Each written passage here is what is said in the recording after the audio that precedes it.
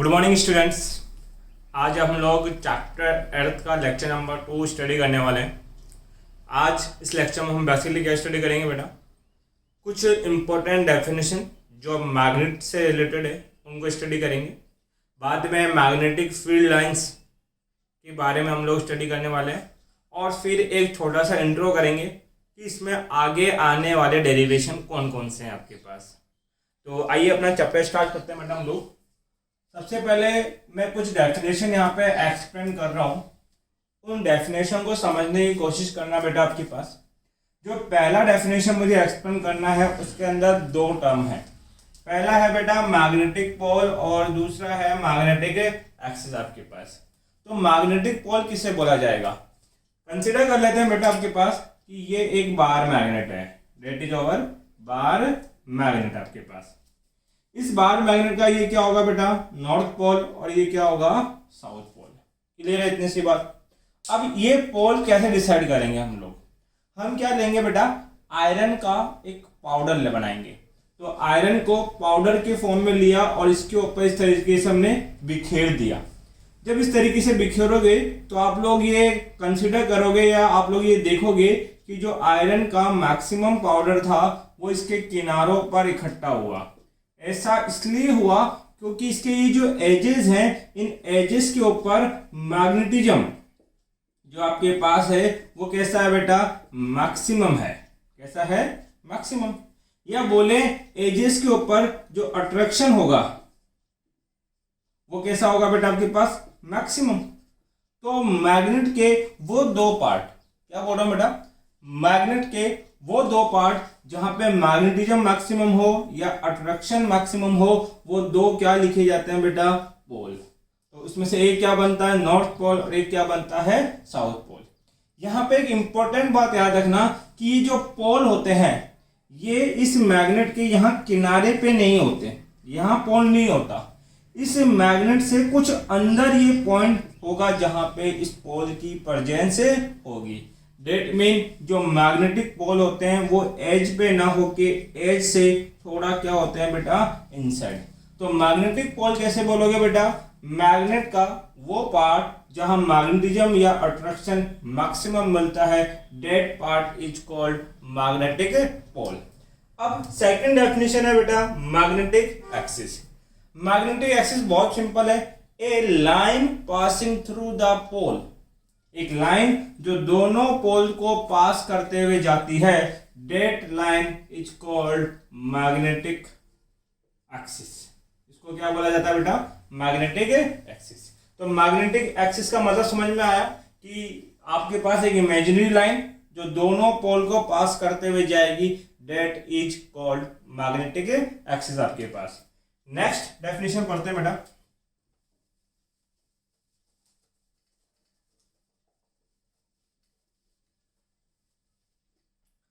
अगला है बेटा आपके पास इफेक्टिव लेंथ ऑफ मैग्नेट।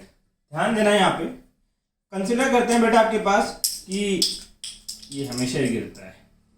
ये आपके पास एक बार मैग्नेट है और ये है इसका नॉर्थ पोल, ये है इसका साउथ पोल। आपको ये बात तो पता ही है कि ये जो नॉर्थ पोल, ये जो साउथ पोल है, ये इसके एजेस पे ना होके कुछ क्या होते हैं बेटा, इनसाइड आपके पास होते हैं। तो ये इसके इनसाइड के अंदर है। तो ये जो आपके पास पोल्स जो एज पे ना होके कुछ इनसाइड है, इन पोल्स के बीच का जो टोटल डिस्टेंस है, इस डिस्टेंस को लिखा जाता है बेटा कितना, 12। और ये डिस्टेंस ही क्या बोला जाता है बेटा आपके पास, इफेक्टिव लेंथ। क्या बोलते हैं बेटा इसको, इफेक्टिव लेंथ। जैसे अगर आप लोगों को याद हो तो हमने चैप्टर फर्स्ट के अंदर आपके पास एक पढ़ा था इलेक्ट्रिकल डाइपोल। वहां पे एक पॉजिटिव चार्ज था प्लस क्यू, दूसरा था माइनस क्यू, और उनके बीच का टोटल लेंथ कितना कंसिडर करते थे बेटा, 2 है। ये भी सेम उसी तरीके से है। देखो दो अपोजिट पोल है, नॉर्थ और साउथ, प्लस क्यू और माइनस क्यू, और उनके बीच का टोटल लेंथ यहाँ क्या लिखा जाता है बेटा, इफेक्टिव लेंथ लिखा जाता है। इस इफेक्टिव लेंथ से रिलेटेड एक छोटा सा डेटा है। वो डेटा क्या है उसको देखो बेटा आप लोग, कि मान लीजिए बेटा ये जो इफेक्टिव लेंथ है ये तो इतनी है, इस पूरे बार मैग्नेट का जो कंप्लीट लेंथ होगा that is called geometrical length. ये इसका क्या लिखा जाता है बेटा, ज्योमेट्रिकल लेंथ। अब देखने से पता लग रहा है कि ये जो ज्योमेट्रिकल लेंथ है वो इसके इफेक्टिव लेंथ से क्या है, बड़ा है। तो इस ज्योमेट्रिकल लेंथ और इफेक्टिव लेंथ के बीच में एक रिलेशनशिप है बेटा, और वो रिलेशनशिप ये है कि जो ज्योमेट्रिकल लेंथ होता है वो इफेक्टिव लेंथ का 5/6 पार्ट होता है। क्या याद रखोगे कि जो ज्योमेट्रिकल लेंथ होता है वो इफेक्टिव लेंथ का कितना पार्ट होता है बेटा, 5/6। ये हमारा इफेक्टिव लेंथ हो गया। नेक्स्ट जो हम स्टडी करना है that is called magnetic meridian. देखिए बेटा, मैग्नेटिक मेरिडियन को ध्यान से समझना। आगे जब मैं अर्थ मैग्नेटिज्म पढ़ाऊंगा तो ये मैग्नेटिक मेरिडियन वहां पे फिर से आने वाला है। तो इसका डेफिनेशन यही समझिए आप लोग। इसको डिफाइन करने का एक तरीका है, मेथड क्या है बेटा, वो ध्यान दे। मान लीजिए ये आपका एक बार मैग्नेट है। बार मैग्नेट है तो ये इसका नॉर्थ बनेगा और ये इसका क्या बनेगा, साउथ। क्लियर है इतनी सी बात। इस बार मैग्नेट को हमने सेंटर से किसी थ्रेड से बांधा और लटका के फ्रीली छोड़ दिया, ये हमने ड्रॉप कर दिया बस। तो ये बार मैग्नेट मान लेते हैं इस डायरेक्शन में क्या हो गया, अलाइन हो गया। जब यहाँ अलाइन हुआ तो इस बार मैग्नेट से ये जो एक्सिस पास करेगी, इस लाइन को क्या बोलेंगे बेटा, मैग्नेटिक एक्सिस आपके पास। अब फोकस करना बेटा यहाँ पे, मेरिडियन क्या होता है। ये जो बार मैग्नेट आपके पास है, तो मान लीजिए ये एक प्लेन है। क्या बेटा, एक प्लेन, आपके पास पेपर एक प्लेन है और ये हमारा बार मैग्नेट है। इस एक्सिस का, कौन से एक्सिस बेटा, मैग्नेटिक एक्सिस के ऊपर एक परपेंडिकुलर प्लेन इस तरीके से बनेगा। तो इस प्लेन को क्या बोला जाता है बेटा आपके पास, मैग्नेटिक मेरिडियन। आइए देखते हैं कि यहां कैसे रिप्रेजेंट करेंगे। तो सर हमने क्या किया, एक बार मैग्नेट लिया, ये हमारा बार मैग्नेट, ये नॉर्थ और ये क्या बेटा आपके पास साउथ, और इसको ये मैंने फ्रीली क्या कर दिया बेटा, सस्पेंड कर दिया इस तरीके से। ठीक है, यहां से ये यहां आके अलाइन हो गया। तो ये जो एक्सिस अब पास करेगी इसको तो क्या बोला जाएगा बेटा, मैग्नेटिक एक्सिस। ये मैग्नेटिक एक्सिस है आपके पास। अब इस एक्सिस का परपेंडिकुलर प्लेन, तो ये एक ऐसा एक प्लेन बना सकता हूं मैं इस तरीके से। ये जो प्लेन है डेट इज ABCD, ये जो प्लेन है that plane is called magnetic meridian. क्या बोला जाता है बेटा इसको, मैग्नेटिक मेरिडियन। तो मैग्नेटिक मेरिडियन क्या होता है कि किसी भी बार मैग्नेट को जब फ्रीली सस्पेंड किया जाता है तो उसके मैग्नेटिक एक्सिस के परपेंडिकुलर एक प्लेन होता है that is called magnetic meridian. उसके बाद जो नेक्स्ट है that is called magnetic pole strength. इस बात को भी बेटा ध्यान से समझना, क्योंकि आगे की मैक्सिमम जो हम लोग डेरिवेशन करने वाले हैं इसमें ये मैग्नेटिक पोल स्ट्रेंथ बहुत काम आने वाला है। ध्यान दो बेटा, मैग्नेटिक पोल स्ट्रेंथ की बात करूं तो ये एक बार मैग्नेट है हमारा, डेट इज नॉर्थ पोल, और ये कितना है, साउथ पोल। क्लियर है। अब हमने क्या बोला कि आपको पता है कि जो मैग्नेटिक फील्ड लाइंस हैं, या ऐसे बोले मैग्नेटिक स्ट्रेंथ सबसे ज्यादा कहां होती है बेटा, एजेस के ऊपर। क्या चीज होती है, मैग्नेटिक स्ट्रेंथ कहां होगी, मैक्सिमम इसके पोल्स के ऊपर। कितनी होगी ये मैग्नेटिक स्ट्रेंथ, कितनी होगी, वो स्ट्रेंथ ही क्या बोली जाती है बेटे आपके पास, मैग्नेटिक पोल स्ट्रेंथ। इसको क्या बोलते हैं बेटा आपके पास, magnetic pole strength. Magnetic pole strength का मतलब है कि ये जो पोल्स हैं यहां पे कितना मैग्नेटिज्म है, कितनी इसकी कैपेबिलिटी है, कितनी अट्रैक्शन की स्ट्रेंथ है, that strength is called magnetic pole strength. अब जो फिफ्थ डेफिनेशन है वहां लिखा है Coulomb law for force between magnetic pole strength. अब कूलाम लॉ से हमें चैप्टर फर्स्ट याद आता है, वहां पे हमने दो चार्जेस के लिए कूलाम लॉ पढ़ा था। एक चीज बता देता हूं, जितनी डेरिवेशन आपने चैप्टर फर्स्ट में की थी उसकी 80% डेरिवेशन एज इट इज दोबारा यहां करनी है। बस दोनों में क्या चेंजेस होगा उसके बीच में थोड़ा सा डिफरेंशिएट मैं यहां कर देता हूं बेटा।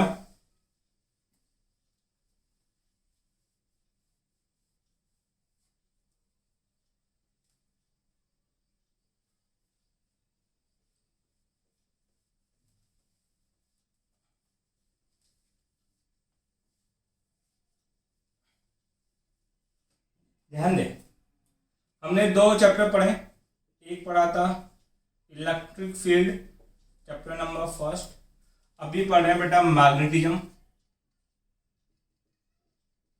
ठीक है, देखो यहां जो वर्क चार्ज करता है, मतलब जैसा बिहेवियर यहाँ चार्ज का है, सेम बिहेवियर यहाँ पे पोल स्ट्रेंथ का है, दैट इज स्मॉल m का आपके पास है। यहां पर जो कांस्टेंट था वो कितना था, k, और k की वैल्यू थी 1/4 पाई एप्सिलॉन नॉट।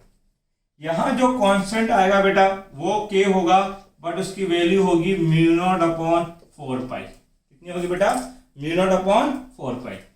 यहां देखिए आपने वैक्यूम की परमिटिविटी क्या लिखी थी, एप्सिलॉन नॉट। यहां परमिटिविटी होती है और मैग्नेट में क्या होती है बेटा, परमेएबिलिटी। वैक्यूम के लिए कितनी होगी, μ0। ठीक है, मीडियम के लिए कितना लिखा था बेटा आपने यहाँ पे, एप्सिलॉन।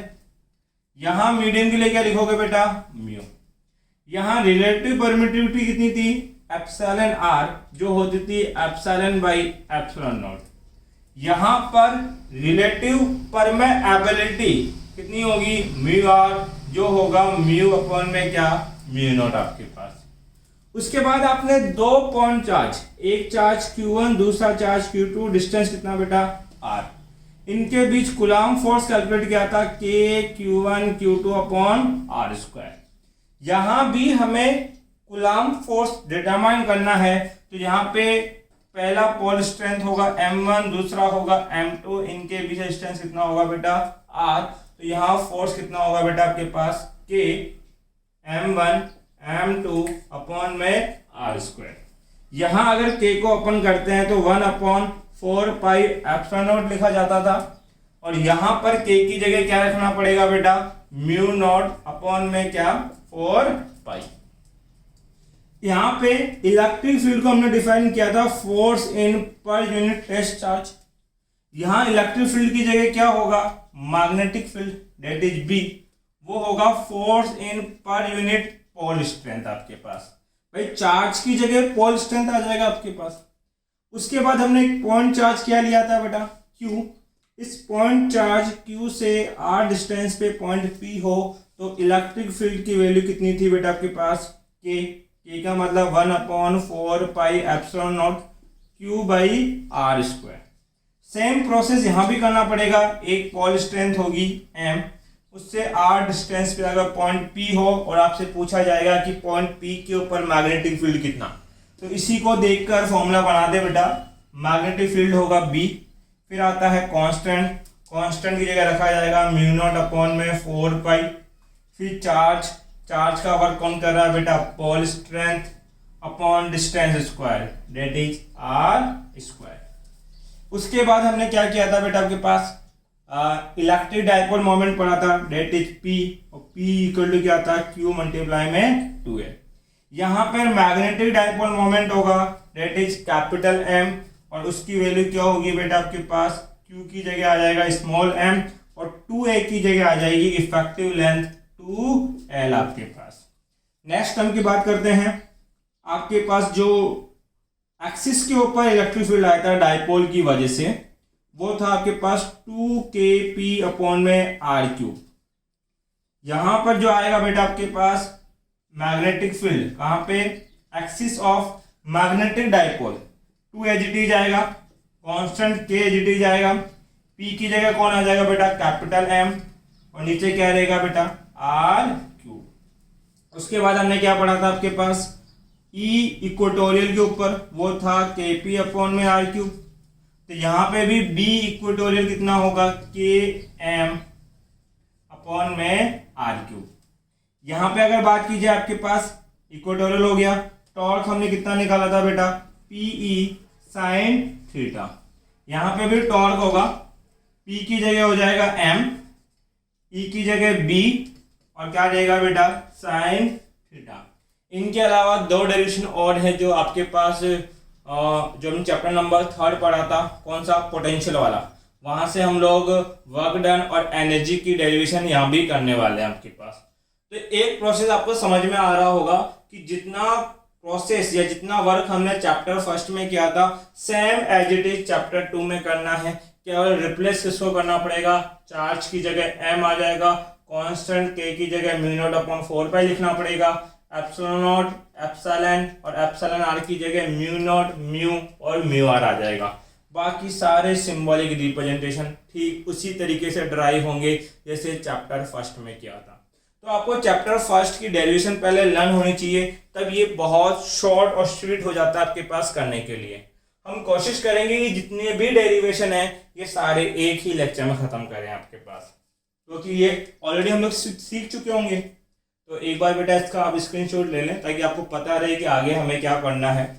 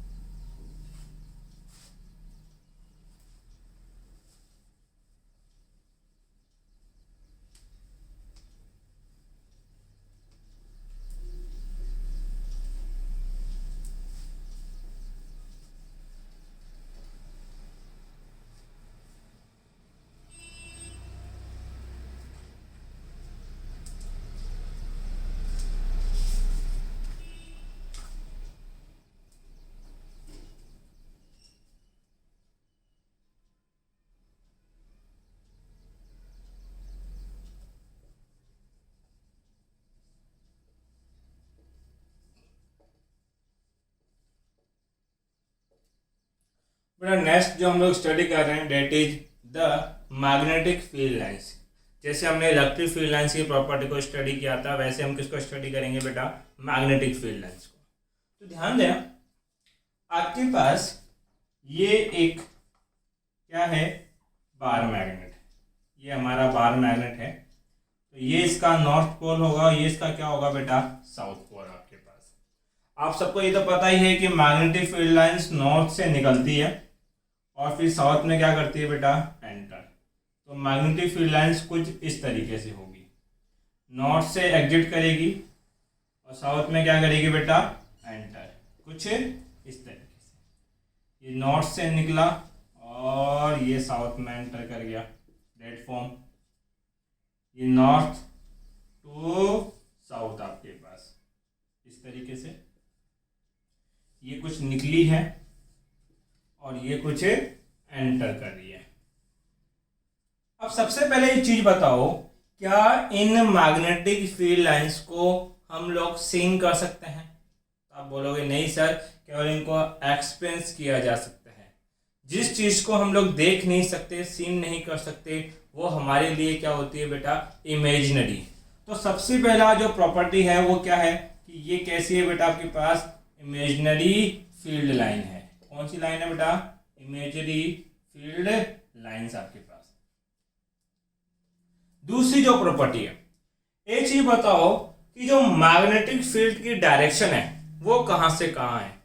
सर इसमें दो पॉइंट आते हैं, एक तो आउटसाइड, क्या बेटा, आउटसाइड, और दूसरा आता है बेटा इनसाइड। अगर आउटसाइड की बात करें तो नॉर्थ से जाती है और साउथ में एंटर करती है। इसका मतलब direction of magnetic field, direction of magnetic field की मैं बात कर रहा हूं यहां। तो आउटसाइड के ऊपर तो कहां से कहां होगी बेटा, north to south. But inside the magnet ये साउथ से कहां जा रही है बेटा, नॉर्थ। इनसाइड द मैग्नेट कहां जाती है बेटा, साउथ टू नॉर्थ। तो अगर मैं बात करूं इनसाइड की आपके पास, तो ये आपके पास होगी साउथ टू नॉर्थ आपके पास। नेक्स्ट हम की बात करते हैं, अगर आपको इस मैग्नेटिक फील्ड के किसी भी पॉइंट पे direction of magnetic field calculate करना है। मान लीजिए यहाँ पे कोई पॉइंट है P और यहाँ कोई पॉइंट है Q। आपको बोल दिया कि इस P और Q पॉइंट के ऊपर आप मैग्नेटिक फील्ड की डायरेक्शन रिप्रेजेंट करिए। तो आप क्या करोगे, जैसे इलेक्ट्रिक फील्ड में क्या करते थे, इस P पॉइंट के ऊपर एक टेंजेंट ड्रॉ कर देंगे, ये टेंजेंट। तो जो डायरेक्शन ऑफ टेंजेंट होगा वो ही मैग्नेटिक फील्ड की डायरेक्शन को बताएगा। इसका मतलब magnetic field at point P। अगर Q पे रिप्रेजेंट करना है तो यहाँ पे क्या बनाएंगे बेटा, एक टेंजेंट, और ये लिखा जाएगा BQ, that is direction of magnetic field at point Q। तो डायरेक्शन को रिप्रेजेंट किससे करना है बेटा, के पास टेंजेंट से। और टेंजेंट किसको रिप्रेजेंट करता है बेटा, डायरेक्शन ऑफ मैग्नेटिक फील्ड। एक चीज बताओ, एक पॉइंट के ऊपर एक ही टेंजेंट होगा, इसका मतलब कि इस सिंगल पॉइंट के ऊपर मैग्नेटिक फील्ड की एक ही डायरेक्शन पॉसिबल है। तो आप बोलोगे one point show one direction only. Clear है। अब इसी के बेसिस के ऊपर एक स्टेटमेंट है जो हमें देना है कि दो मैग्नेटिक फील्ड लाइंस, मान लीजिए ये पहला मैग्नेटिक फील्ड लाइंस है और ये दूसरा मैग्नेटिक फील्ड लाइंस है, ये कभी भी एक दूसरे को इंटरसेक्ट नहीं करेंगे। क्यों? क्योंकि इनका ये जो इंटरसेक्शन पॉइंट है, इस इंटरसेक्शन पॉइंट के ऊपर आप दो टेंजेंट ड्रॉ कर सकते हैं, एक टेंजेंट इस ओर और दूसरा टेंजेंट इस ओर। दो टेंजेंट का मतलब है एक पॉइंट पे मैग्नेटिक फील्ड की कितनी डायरेक्शन बेटा, दो। जबकि हम जानते हैं कि एक पॉइंट के ऊपर एक ही डायरेक्शन पॉसिबल है, इसी वजह से दो मैग्नेटिक फील्ड लाइन कभी भी एक दूसरे को इंटरसेक्ट नहीं करता। फिर जो प्रॉपर्टी है कि जो मैग्नेटिक फील्ड लाइन है वो क्लोज लूप का फॉर्मेशन करती है। ये करेक्ट है इसका। क्लोज लूप का मतलब होता है जिस पॉइंट से आप चलो घूम फिर कर वापस उसी पॉइंट पे आ जाओ। तो हमने बोला कि जो मैग्नेटिक फील्ड लाइन से नॉर्थ से निकलेगी, चलेगी, साउथ में एंटर करेगी और इनसाइड द मैग्नेट वापस किस में आ जाएगी बेटा, नॉर्थ में। इसका मतलब कि ये नॉर्थ से चली और घूम फिर कर वापस नॉर्थ में आ गया, तो ये किसका फॉर्मेशन कर रहा है, क्लोज लूप का फॉर्मेशन कर रहा है। आपके पास सिक्स्थ है, near the poles the magnetic field strong but away the pole the magnetic field week.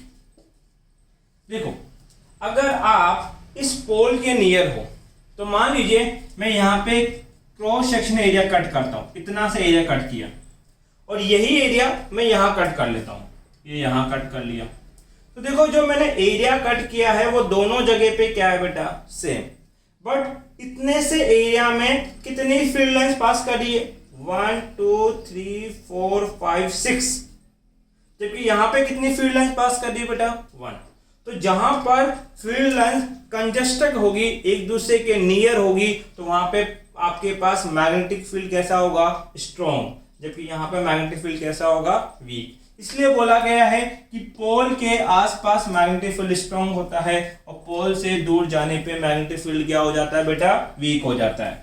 7th property जो हमें याद रखनी है वो ये है कि अगर मैग्नेटिक फील्ड लाइंस एक दूसरे के पैरेलल हो, मैग्नेटिक फील्ड लाइन एक दूसरे क्या हो, पैरेलल, तो इसको बोला जाता है बेटा यूनिफॉर्म मैग्नेटिक फील्ड। क्या बोलते हैं बेटा इसको, यूनिफॉर्म मैग्नेटिक फील्ड। आपके पास एक बार इसके इस शॉर्ट नोट को आप कॉपी कर लें या स्क्रीनशॉट ले लें।